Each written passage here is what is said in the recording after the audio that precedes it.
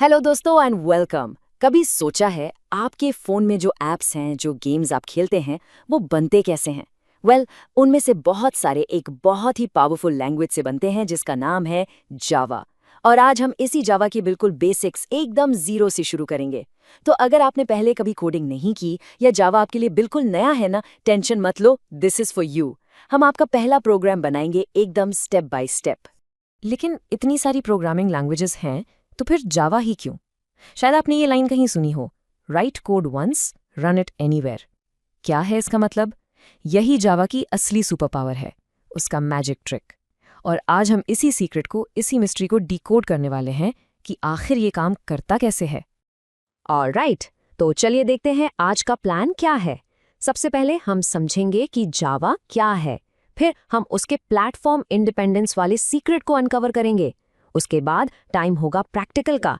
हम अपना पहला जावा प्रोग्राम लिखेंगे, फिर उस प्रोग्राम को लाइन बाय लाइन तोड़कर समझेंगे और आखिर में जावा प्रोग्राम के बेसिक स्ट्रक्चर को आसानी से जानेंगे। रेडी?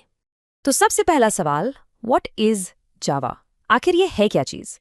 चलिए इसकी बड़ी पिक्चर देखते हैं। फन फैक्ट, जावा का नाम एक्चुअली एक कॉफी के ब्रांड से इंस्पायर होकर रखा गया था और इसे डिजाइन ही इसीलिए किया गया था कि ये एक छोटी, सिंपल और पोर्टेबल लैंग्वेज बने। सबसे इंपॉर्टेंट बात, जावा एक ऑब्जेक्ट ओरिएंटेड लैंग्वेज है। अब इसका मतलब क्या है? सिंपल सा मतलब है कि हम कोड को असल दुनिया की चीजों यानी ऑब्जेक्ट्स की तरह सोचते हैं।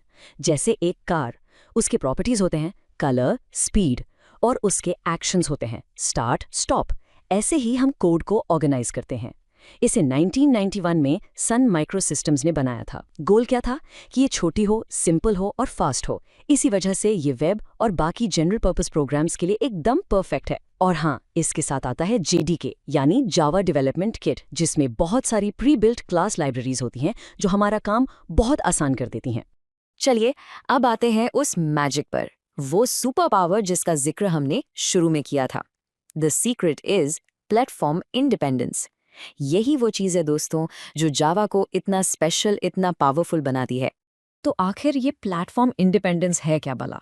देखिए, इसका बिल्कुल सीधा सा मतलब है, आप कोड लिखते हैं एक बार, सिर्फ एक बार, और फिर उस कोड को आप बिना किसी चेंज के कहीं भी चला सकते हैं।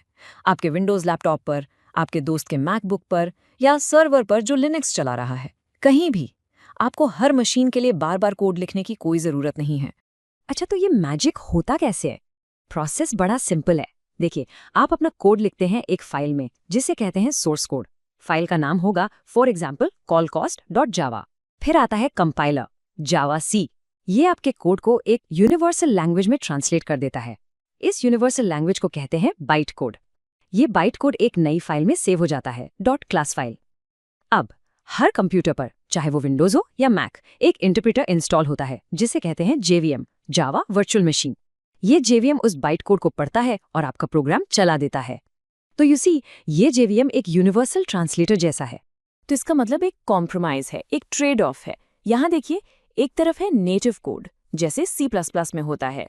ये सीधा हार्डवेयर पे चलता है, इसलिए सुपर फास्ट होता है। पर प्रॉब्लम, ये पोर्टेबल नहीं है। विंडोज का कोड मैक पे नहीं चलेगा। दूसरी तरफ है हमारा जावा बाइट कोड। इसे JVM के जरिए चलना पड़ता है, तो हाँ, थोड़ा सा जस्ट टाइनी बिट स्लोअर हो सकता है, लेकिन इसके बदले में हमें क्या मिलता है? जबरदस्त पोर्टेबिलिटी। यही है असली फर्क, जावा का write once run anywhere versus a traditional approach of write once compile everywhere. Okay, theory बहुत हो गई। चलिए अब इस सबको एक्शन में देखते हैं। अब टाइम है अपना पहला जावा प्रोग्राम बनाने का, उसे कंपाइल करने का और ऑफ कोर्स उसे रन करने का। So yeah, it's time to get our hands dirty. और बिलीव मी, ये सिर्फ 3 सिंपल स्टेप्स का खेल है। Step 1, create. आप अपना कोड किसी भी सिंपल टेक्स्ट एडिटर जैसे नोटपैड में लिखिए और यूज .java एक्सटेंशन के साथ सेव कर दीजिए। Step 2, compile. टर्मिनल या कमांड प्रॉम्प्ट ओपन कीजिए और टाइप कीजिए जावा सी और आपकी फाइल का नाम। बस। Step 3, run. अब बस जावा और आपकी फाइल का नाम टाइप कीजिए एंड बूम, आपका प्रोग्राम चल पड़ेगा। It's that simple. तो इन कमांड्स के पीछे हो क्या रहा है? जब आप जावा सी callcost.java टाइप करते हैं तो कंपाइलर आके एक नई फाइल बनाता है, callcost.class, राइट? यही है वो बाइट कोड फाइल जिसके बारे में हम बात कर रहे थे। फिर जब आप जावा कॉल कॉस्ट टाइप करते हैं तो JVM इस डॉट क्लास फाइल को उठाता है, उसे एग्जीक्यूट करता है और जो भी आउटपुट है वो आपको आपकी स्क्रीन पर दिखा देता है। ग्रेट, तो हमारा प्रोग्राम रन हो गया। लेकिन एक सेकेंड, उस कोड के अंदर आखिर लिखा क्या था?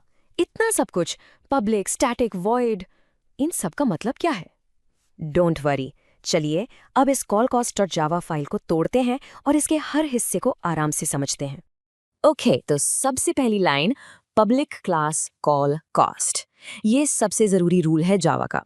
जावा में आपका सारा कोड, हर एक चीज़ एक क्लास के अंदर ही रहती है। इस क्लास को आप एक कंटेनर या एक घर समझ लीजिए। सारा सामान इस घर के अंदर ही होगा और यहाँ हमारे इस घर का नाम है कॉल कॉस्ट। अब घर तो बन गया, पर एंटर कहाँ से करेंगे? उसके लिए चाहिए एक मेन गेट, राइट? यही है वो पब्लिक स्टैटिक वॉइड मेन। ये मेन मेथड आपके प्रोग्राम का एंट्री पॉइंट है। जब आप प्रोग्राम रन करते हैं तो JVM सीधा इस मेन गेट को ढूंढता है और यहीं से अंदर घुसकर कोड को चलाना शुरू करता है। इसके बाद ये लाइंस देखिए। अगर आपको C जैसी कोई लैंग्वेज आती है तो ये फेमिलियर लगेगा। यहाँ हम वेरिएबल्स डिक्लेयर कर रहे हैं। बेसिकली हम कंप्यूटर को बोल रहे हैं कि भाई मुझे 3 बॉक्सेस चाहिए। एक का नाम होगा बैलेंस, एक का रेट और एक का ड्यूरेशन। और इन तीनों बॉक्सेस में मैं डबल टाइप की वैल्यूज रखूंगी, यानी डेसिमल वाले नंबर्स। और फाइनली ये लाइन, system.out.println। जब भी आपको स्क्रीन पर कुछ प्रिंट करना हो, कुछ दिखाना हो, तो आप इस कमांड का यूज करते हैं। It's Java's way of talking to you. यहाँ हम क्या कर रहे हैं? हम बैलेंस वाले बॉक्स के अंदर जो वैल्यू है उसे एक मैसेज के साथ स्क्रीन पर प्रिंट कर रहे हैं। ऑलराइट, तो हमने कोड के टुकड़े टुकड़े करके तो देख लिया। अब चलिए एक कदम पीछे जाते हैं, जूम आउट करते हैं और पूरे जावा प्रोग्राम के बेसिक स्ट्रक्चर को एक साथ देखते हैं। ये कुछ इसेंशियल रूल्स हैं जो हर जावा प्रोग्राम फॉलो करता है। तो इन रूल्स को आप एक चेकलिस्ट की तरह याद रख सकते हैं। रूल नंबर 1, सारा कोड एक क्लास के अंदर होगा। रूल नंबर 2, प्रोग्राम शुरू करने के लिए एक public static boy main method जरूर होगा। रूल नंबर 3, आपकी जो फाइल का नाम है जैसे callcost.java, वो आपकी पब्लिक क्लास के नाम यानी callcost से बिल्कुल मैच करना चाहिए। रूल नंबर 4, कंपाइलर JVC हमेशा एक डॉट क्लास फाइल बनाएगा।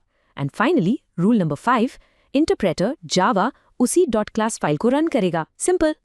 ओके, तो इस पूरे सेशन का समरी क्या है? What are the key takeaways? 3 चीजें हैं जो आपको बिल्कुल याद रखनी है। नंबर 1, जावा की सुपर पावर है प्लेटफॉर्म इंडिपेंडेंस, और ये पॉसिबल होता है JVM और बाइट कोड की वजह से। नंबर 2, द प्रोसेस, लिखना यानी जावा फाइल बनाना, कंपाइल करना जावा C से और रन करना जावा से। एंड नंबर 3, द स्ट्रक्चर, सब कुछ एक क्लास के अंदर रहता है और एग्जीक्यूशन हमेशा मेन मेथड से शुरू होती है। फ्रेंड्स, इस वीडियो को पूरा देखने के लिए आज ही फ्लेक्सी टीचर ऐप सब्सक्राइब करें, जहां आपको मिलेंगे animated videos, digital books, text book solutions, notes, DPP और क्विज। और हाँ, flexi teacher app mobile, TV और कंप्यूटर पर अवेलेबल है। और अगर आपके पास इंटरनेट नहीं है तो तुरंत ऑफलाइन सेट टॉप बॉक्स के लिए संपर्क करें। Flexi teacher, the one you needed.